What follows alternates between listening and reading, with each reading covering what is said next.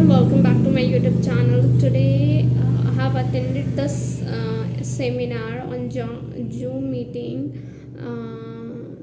It was a session organized by our university with the help of our professor Dr. Ashish Anand sir. He is a professor at VBU Hazaribagh and the session was delivered by Mr. Suryakant Sama. He is a senior consultant of AMFI. AMFI means Association of Mutual Funds in India, and he is also a keynote speaker ex-DCM. So the seminar about financial planning and about the wealth creation. If you start earning money, how you manage your finances and how you create wealth from the money itself. So he just took the session of about 1.5 hours, and he explained about the basic things that what is real return. So I want to tell you what is real return. So the formula he stated is that notional return minus inflation minus tax. जैसे कि अगर आप 1 लाख अगर आप invest करते हैं, तो अगर आपको अगर 1 लाख मिलता है 1 साल के बाद और 6,000 मिलता है, तो आपको लगता है कि 6,000 जो है मेरा रिटर्न आया, उसे हम नोशनल रिटर्न कहते हैं। पर आप देखिए कि अगर 1 साल पहले जो आपने इन्वेस्ट किया था पैसा, वो 1 साल में महंगाई बढ़ जाता है, तो वो आपका 5,000 तो वैसे ही उसमें चला गया, तो आपको मिला था 6,000।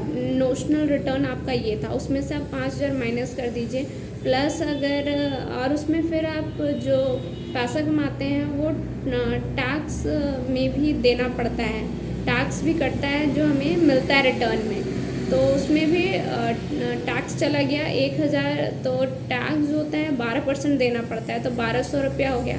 तो आपके पास तो 1,000 बचा था, तो उसमें से आपको तो 200 रुपये तो आपके जेब से खर्चा हो गया।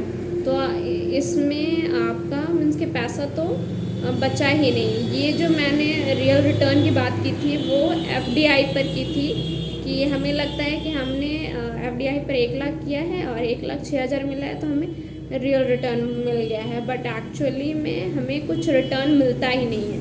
सो उन्होंने कुछ he said something about the government scheme that if you got a job,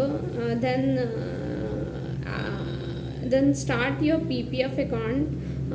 PPF account means Public Provident Fund.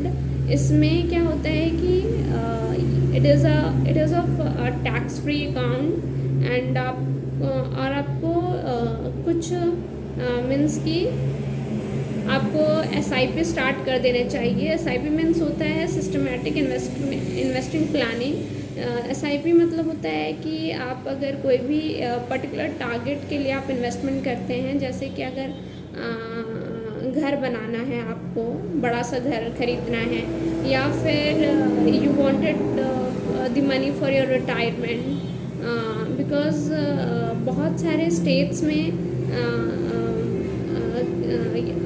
ये रिटायरमेंट प्लान नहीं होता है, पब्लिक सेक्टर में भी और प्राइवेट सेक्टर में भी।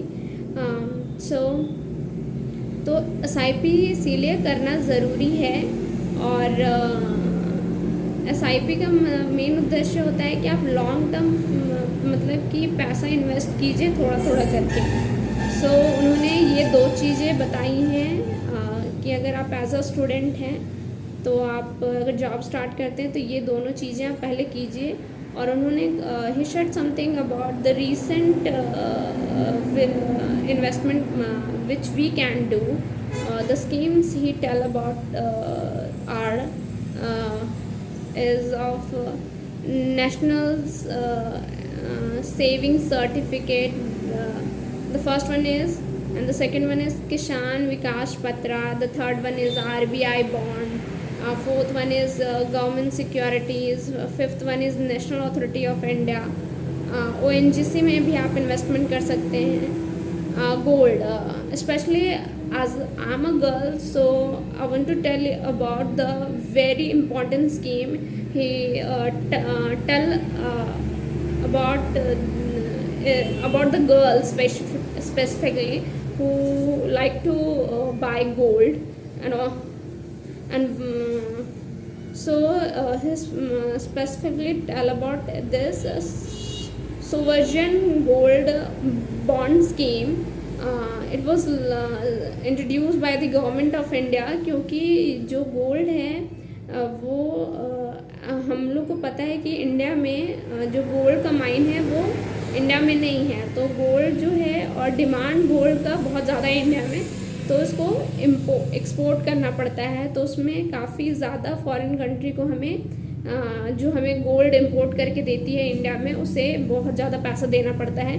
इसलिए ये स्कीम जो है गवर्नमेंट के द्वारा लाया गया है. इसमें क्या होता है, 3 चीज़ें आपको मिलती हैं कि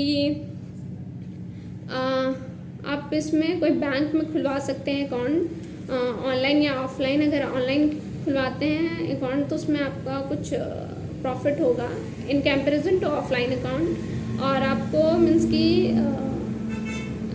2.5% मीन्स की पैसा मिलेगा हर साल गोल्ड पर. और जितना मीन्स कि आपने मान लीजिए अगर 8,000 का मीन्स कि सोना ख़रीदा है, तो वो जो है 8 साल बाद आपको जितना गोल्ड का जो उस समय रेट होगा वो मिलेगा, प्लस 2.5% का इंटरेस्ट मिलेगा, प्लस इसमें सबसे जो इम्पोर्टेंट बात है, इसमें कोई टैक्स आपका नहीं कटेगा. तो ये बहुत ही अच्छा मीन्स की उन्होंने स्कीम बताया है. और उन्होंने म्यूचुअल फ़ंड के बारे में भी बताया है कि म्यूचुअल फ़ंड जो है इनडायरेक्ट इन्वेस्टमेंट होता है. अगर हम लोग टीचर हैं या कोई अदर प्रोफेशन है हम लोग का, और हमें इन्वेस्टमेंट करना है ताकि हम अपने फाइनेंसेस को और एक वेल स्टैंडर्ड ज़िंदगी जी सकें, इसलिए उन्होंने बोला है कि आप म्यूचुअल फ़ंड में कर सकते हैं, लेकिन हाँ इसमें ज़्यादा रिस्क होता है पर रिवॉर्ड भी ज़्यादा है. और ये एक इनडायरेक्ट इन्वेस्टमेंट का वे है. इसमें 3 कैटेगरी होती है, इक्विटी फ़ंड, डेब्ट fund, hybrid fund. Equity fund जो है इसमें आपको मीन्स की कंपनी के शेयर से रिलेटेड है ये, और ये यूथ के लिए बहुत ही अच्छा है क्योंकि उनके पास काफ़ी ज़्यादा एज होता है कि वो मीन्स की रिस्क ले सकते हैं, और ज़्यादा से ज़्यादा रिस्क लेने के बाद अगर प्रॉफिट है तो उसे एंजॉय भी कर सकते हैं. और डेब्ट फंड उन्होंने बताया सेकेंड. तीसरा उन्होंने हाइब्रिड फ़ंड के बारे में बताया जो कि मिक्सचर है इक्विटी और डेब्ट फंड का. और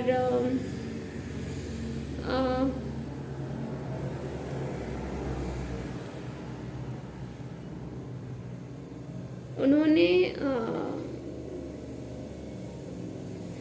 पावर ऑफ कंपाउंडिंग के बारे में भी बताया है कि पावर ऑफ कंपाउंडिंग मीन्स होता है कि आपको लॉन्ग टर्म पर इन्वेस्टमेंट करना है और थोड़े थोड़े करके मीन्स की इन्वेस्टमेंट करना है. जैसे कि आप 1997 में अगर मान लीजिए इन्वेस्टमेंट कर रहे हैं और लगातार कंसिस्टेंट इन्वेस्टमेंट कर रहे हैं 2023 तक, तो ये होता है पावर ऑफ कंपाउंडिंग. और ये काफ़ी 10-15 साल के बाद होता है. इसमें काफ़ी पेशेंस चाहिए आपको मीन्स की इन्वेस्टमेंट के लिए, तभी आपको बहुत ज़्यादा मीन्स के रिटर्न में पैसा मिलेगा आपको.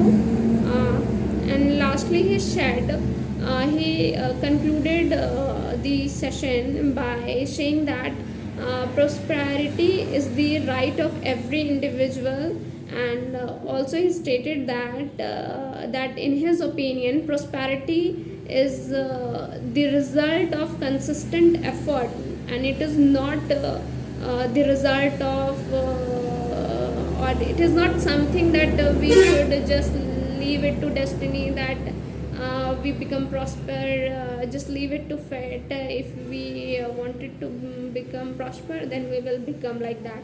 So it's not his opinion. He is saying that as we do regular consistent effort, then only we can become prosper in our life and live a life which we deserve, which we wanted. And the second statement is stated that born poor is not curse, but live poor and die poor is the curse. So, and he also stated that कि whatever information आपको जो भी अगर investment के बारे में बताता है, चाहे वो सीनियर कंसल्टेंट हो या कोई भी बताता है, तो उनका उसमें पर्सनल इंटरेस्ट जुड़ा हुआ रहता है. सो आप क्रॉस वेरीफाई कीजिए इन्फॉर्मेशन को. जैसे कि उन्होंने म्यूचुअल फंड के बारे में एक वेबसाइट के बारे में, एक वेबसाइट है उसमें आपका सारा इन्फॉर्मेशन और कुछ कुछ वीडियोस हैं, उसको आप ध्यान से देख लीजिए, पढ़ लीजिए, उसके बाद ही इन्वेस्टमेंट स्टार्ट कीजिए.